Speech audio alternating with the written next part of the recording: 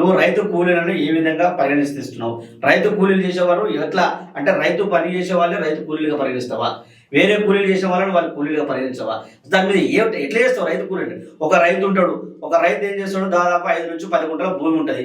ఆ రైతు ఒక సందర్భానికి కూలికి పోతాడు, ఒక సందర్భం తననే వ్యవసాయంగా తన వ్యవసాయంలో ఆయన 10 గుంటలున్నా 20 గుంటలున్నా తన వ్యవసాయం చేసుకుంటాడు. ఆయన రైతుగా చూస్తావా? ఆయన రైతు కూలీగా చూస్తావా?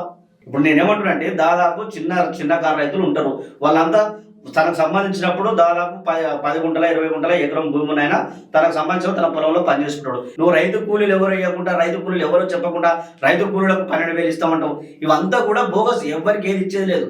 ఇలా బీమా పోయింది, రైతు బంధు పోయింది, ఇలా మళ్ళీ రైతు కూలీలను కొత్తగా తీసుకొచ్చి సంవత్సరానికి 12,000 ఇస్తామని చెప్తారు. ఇదంతా కూడా బోగస్, ఏది కూడా చేయలేడు. రైతుల గురించి పూర్తిగా తెలియని వ్యక్తి రేవంత్ రెడ్డి.